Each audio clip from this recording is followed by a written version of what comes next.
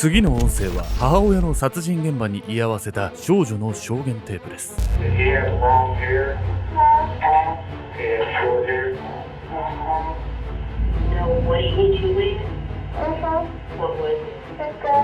この少女が味わった底知れぬ恐怖とは、1995年6月6日、アメリカアーカンソー州ボールドノブ税務申告書の作成などを行うとある企業のオフィスで警察が現場検証を進めていました。この日、この会社の休憩室で職員のメアリー・フィリップスを何者かが殺害。彼女の娘レイシーも隣のバスルームで血まみれで発見されました。怖かっただろうな。かわいそうに。椅子に縛り付けられたレイシーは頭皮が剥がれ、頭蓋骨がむき出しの状態。幼い命が奪われたことにその場の誰もが悲しみの表情を浮かべます。そしてそれは捜査チームが現場の撮影を始めた時、レイシーにカメラを向けると、彼女は目を開き、こちらを振り返ったんです。殺人鬼に襲われ、頭蓋骨丸出しの状態で生きていた少女。彼女は一体どれほどの恐怖を感じたのか。少女によって突き止められた犯人はあまりにも多くの罪を背負いすぎていたんです。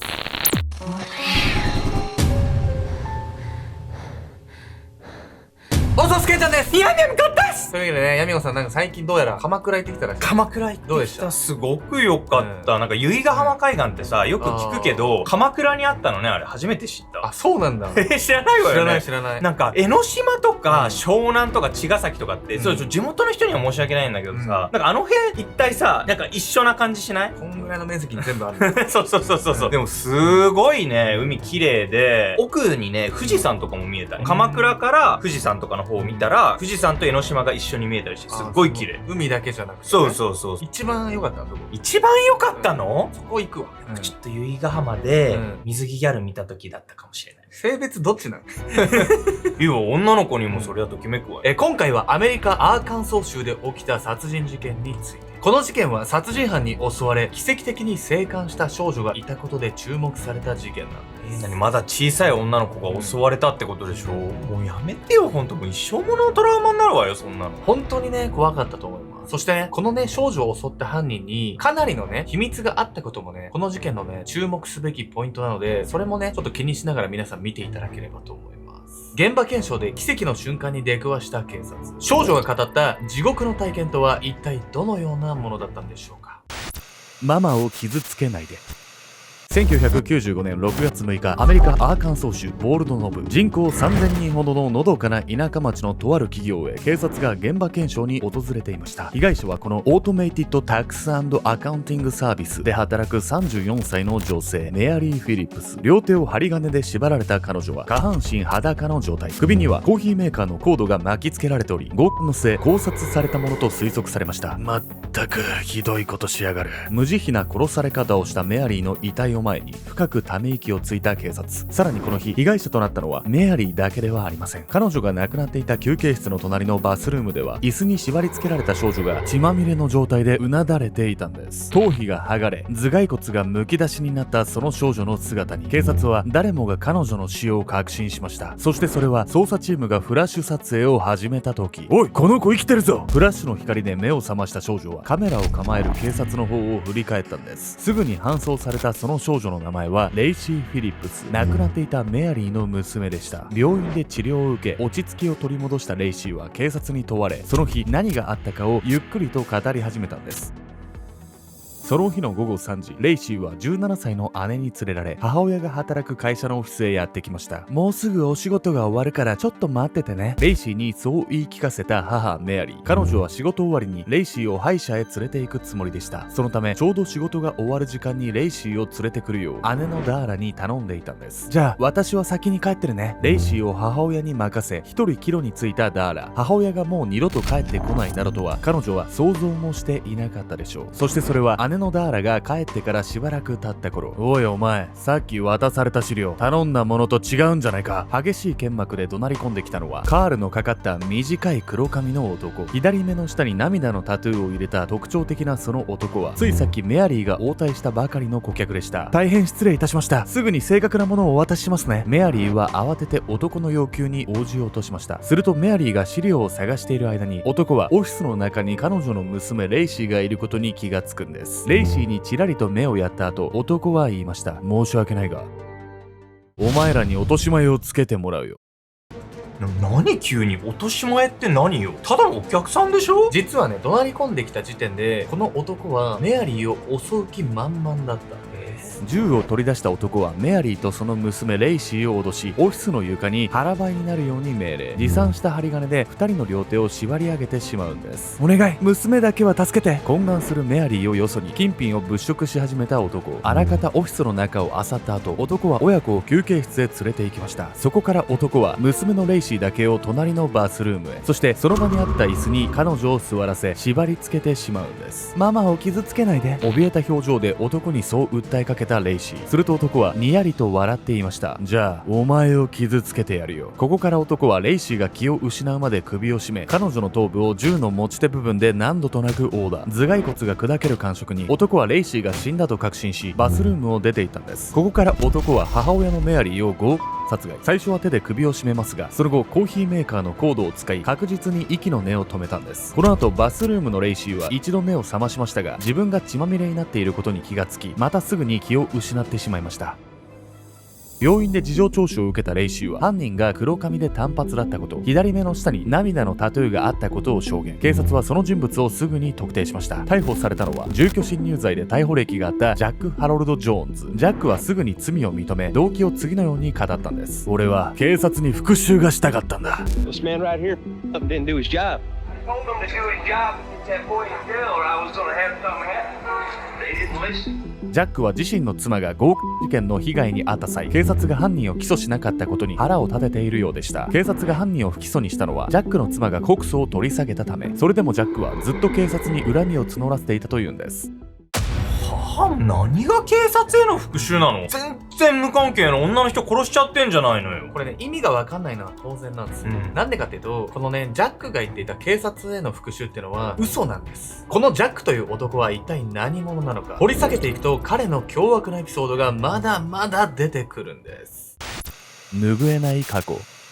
逮捕時は警察に反抗的態度を見せていたジャック。彼は裁判が始まると諦めたようにこう言いました。さっさと殺してくれ。法廷では現場に居合わせたレイシーも証言。まだ11歳の彼女が母親を殺害され、自身も重傷を負った事件を思い出して語るその姿に関係者の誰もが胸を痛めました。証拠として提出された39枚の写真の中には、手術を受ける前のレイシーの頭部を写したものも、頭蓋骨が砕けているとわかるその写真は、ジャックがレイシーを命の危機にさらしたことを証明する動かぬ証拠となりました。1996年4月17日、情状酌量の余地なしと判断されたジャックは、メアリーの殺人で死刑、レイシーに対する殺人未遂で無期懲役の刑を下されるんです。判決の際のジャックの言葉は次の通り。深く反省しています。私の人生を投げ出すことで、私が奪った全てを取り戻せるなら、何も言うことはありません。実はこの時ジャックが語った私が奪った全てとは、メアリーとレイシーたち親子のことだけではありませんでした。判決から7年後の2003年、ジャックは別の殺人事件でも有罪判決を受けるんです。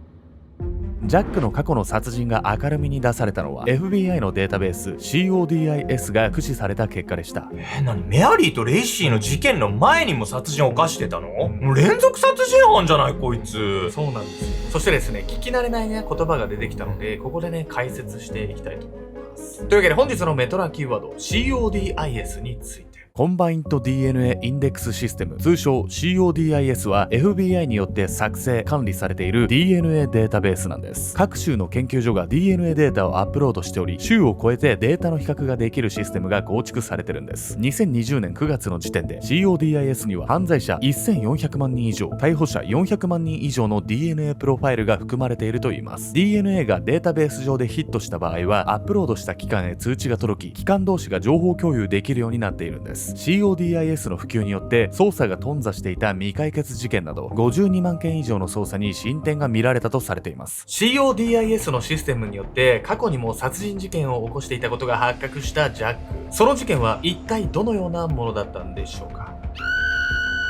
1991年6月1日、昼の12時を回ろうという頃、フロリダ州フォートローダーデールのモーテルにけたたましい悲鳴が響きました。客室の清掃に訪れた従業員はその部屋で女性の遺体を発見。女性は観光客のロレイン・バレット。前日バーでタトゥーを入れた黒髪の男といるところを目撃されていました。警察は目撃証言をもとにその男の合成写真を作成。タトゥーの特徴の説明とともに軍内で配布しますが、犯人特定には至らず長らく未解決となっていたんです。 CODIS のデータベース上でジャックの DNA がこの時の犯人のものと一致。さらにタトゥーの特徴も一致しており、彼の犯行は疑いようもありませんでした。こうしてジャックはロレイン・バレット殺害の罪で新たに終身刑を追加されることになったんです。レイシーやその母メアリーを襲った事件についてジャックは妻を不当に扱った警察への復讐などと述べていました。おそらくその言い分は罪を少しでも軽くするための出任せ。警察への復讐など関係なく、彼はそもそも昔から犯罪癖のある男だったんです。幼少期、両親の虐待や性的暴行を受けて育ったとされるジャックは ADHD、双極性障害、素行症など多数の精神疾患を抱えていました。なおかつ医師からは長らく誤診を下されており、誤った投薬治療を受けていたとも。精神的な問題を抱えたまま成長してしまったジャックは10代の頃には動物の殺害などで何度も少年院に入っていたといいます。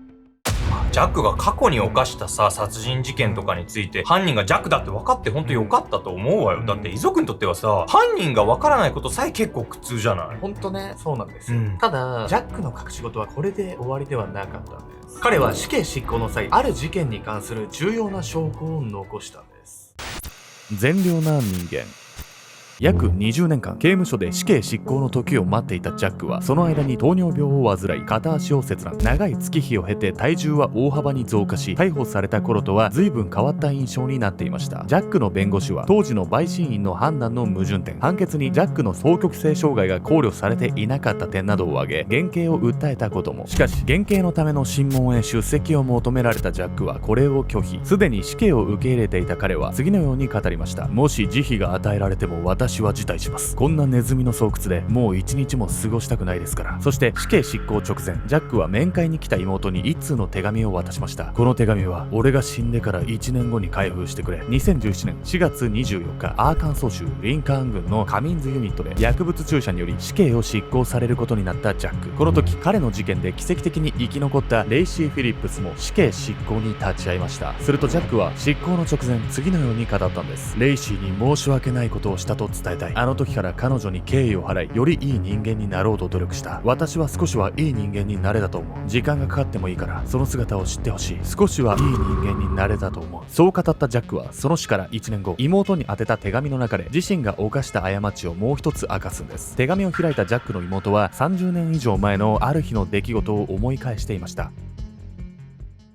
1983年5月、ジャックの妹はテレビが報じたニュースを何気なく眺めていた。5月3日、フロリダ州ハリウッドのウエストレイクパークの森の中で女性の遺体が発見されました。発見されたのは20歳の女性レジーナ・ハリソンさん。物騒な事件ね。頬杖をつきながらキャスターの話をぼんやりと聞いていたジャックの妹。キャスターは続ける。レジーナさんは前日黒い自転車に乗った男と2人でサイクリングをしており、その後失踪したとされています。警察はレジーナさんの友人の証言から男の似顔絵を作成しました。キャスターがそう告げた次の瞬間、気の抜けた表情でテレビを見ていたジャックの妹は目を丸くした。ねえお父さん、お母さん、この似顔絵兄さんにそっくりじゃない？この手紙は俺が死んでから1年後に開封してくれ。ジャックがそう言って妹に渡した手紙の中では、約35年前に遺体で発見されたレジーナ・ハリソンという女性に対する殺人が告白されていました。当時ジャックの妹は犯人の似顔絵が兄に似ているとは思いつつも、本人に何か言うことはなかったんです。しかもレジーナの殺人事件については別の男が禁錮50年の判決を受けていました。どういうこと？これジャックの代わりに冤罪になってた受刑者がいたってこと？そういうことなんですよ。黙ってればね、ずっとバレずに済んでたんですけど、死刑を前にしてジャックはね、懺悔したい気持ちが出てきたのかもしれないんです。これレジーナ殺害の罪で収監されていた男は2008年に癌で獄中死したロナルド・スチュワートという連続強姦魔。スチュワートは警察の作成した似顔絵によく似ていた上、犯人が乗っていたとされる黒い自転車も所持していました。しかしジャックの手紙をきっかけに DNA 鑑定が行われると、レジーナを殺害罪したのは確かにジャックであると判明。スチュワートは犯人ではありませんでしたが、死刑を免れるためあえて犯行を認めていたんです。2019年2月、フロリダ州のブロワード郡検事局がレジーナの殺人事件についてジャックが正式な犯人であることを公表。ロナルド・スチュワートに関しては有罪判決を取り消す方向で取り組みが進められているんです。死刑執行の直前、少しはいい人間になれたと思うと語ったジャック。彼が自分の死後黙っていれば知られることもなかった余罪を明かそうと考えたことにはどんな意図があったと思いますか？